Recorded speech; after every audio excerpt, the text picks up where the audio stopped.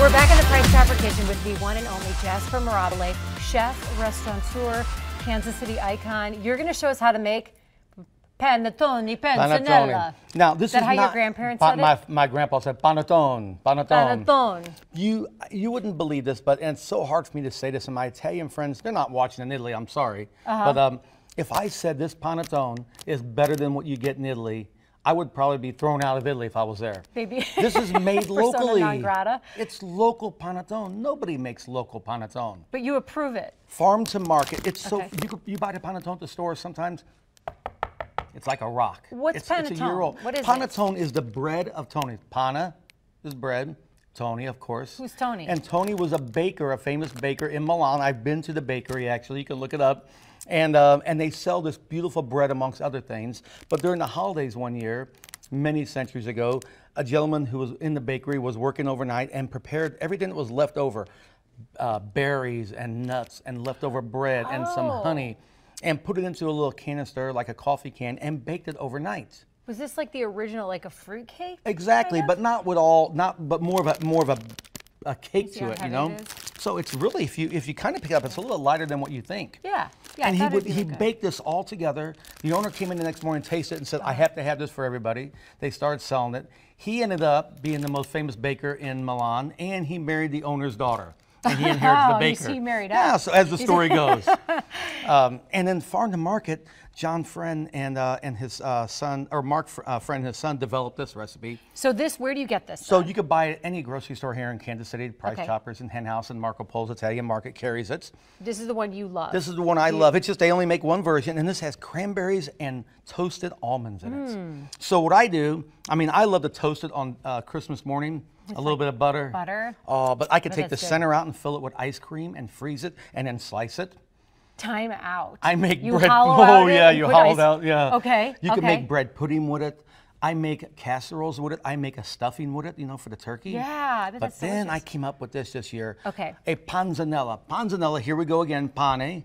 Panzanella is a salad. So you remember, Italians would never throw anything away. Right. If it's left over, we're going to cook it the next day, call it ribollita, we'll reboil it, or crostini, you know, it's like little crackers. So we're using whatever made the leftover The bread leftovers, we put into this a in salad. here and we tear it, okay? How simple is this?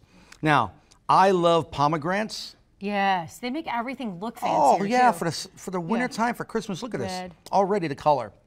Now, very, very simple. Some green apples. Here, let me move this Again, out of for the more way so color. we can- And then if you want to put more nuts in it, you can. I already have some almonds in it, but here's some I more move this nuts out on of the this. way? How's that? Chris wants a close shot, so I just moved your apples out of the way. Oh, look Hold at on. that. Okay, so what else? And now just a little bit of, I call it salad dressing.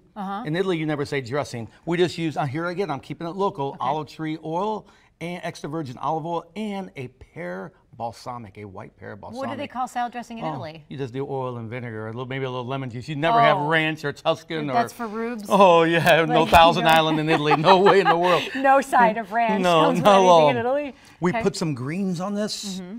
We'll drizzle some of this dressing right on top that I prepared ahead of time, and there you have it. You toss that, this dressing. Can I see if I have the It'll skills? soak up in the bread. Is there some magical way you toss this? or Ah, just you're use doing your- perfect. Maybe you want to put a little crispy pancetta in there, or pancetta the for- pancetta Italian bacon in there. Okay. If you want to bake it in there, and that's it. How simple is that?